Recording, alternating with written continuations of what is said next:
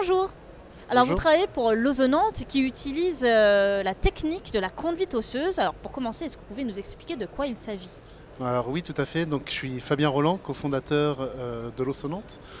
La conduite par conduction osseuse permet d'écouter tout type de son en utilisant son propre corps. C'est-à-dire qu'au lieu d'entendre du son qui est projeté dans l'air et qu'on récupère par l'oreille, comme on en a l'habitude, là le son va être en fait voyager dans le corps. Et on a créé un dispositif qui permet de s'accouder, de poser ses coudes. Les coudes vont capter les vibrations sonores et elles vont voyager dans le bras jusqu'aux mains. Et on va venir poser ses mains sur ses oreilles comme ceci pour recréer un casque nous-mêmes avec son corps. Donc ça veut dire que si une personne est à côté de moi, vraiment, cette personne ne va rien entendre, hein. C'est vraiment que la personne qui met ses coudes et ses mains sur l'oreille qui entendra un commentaire audio, une musique, ce genre de choses. Tout à fait, donc la personne qui met ses coudes, elle va entendre parfaitement tout type de son. En plus, elle va vivre une expérience corporelle nouvelle, innovante, qui va être vecteur d'émotion.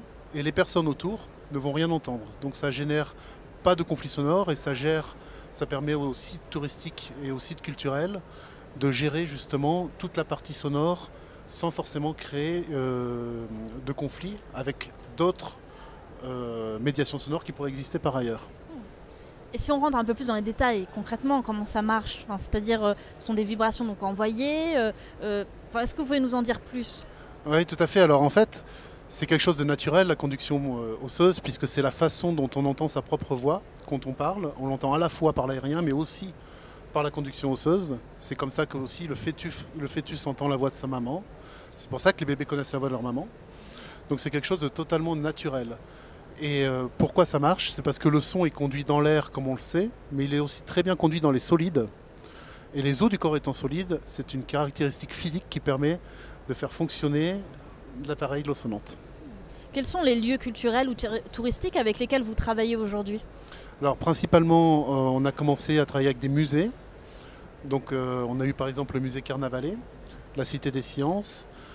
Ensuite, c'est un dispositif qui peut aussi être utilisé en extérieur.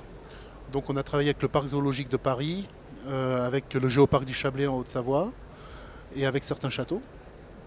Et puis finalement, on peut l'utiliser dans tous les espaces publics, les parcs de loisirs, les parcs d'attractions, les aquariums, les zoos, par exemple. Alors aujourd'hui, ça prend la forme d'une borne, hein, d'une sorte de borne.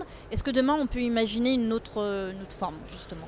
Alors, de toute façon, l'Ozonante, c'est quand même dans notre nature de toujours réfléchir à l'innovation.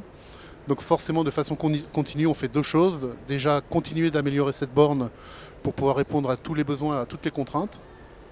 Et puis la deuxième chose qu'on fait, c'est d'innover en proposant une déclinaison, en utilisant toujours la conduction osseuse et toujours la même technologie, pour pouvoir entendre dans d'autres types de postures. Par exemple, on réfléchit en ce moment à un siège qui nous permettrait d'entendre par conduction osseuse en étant adossé.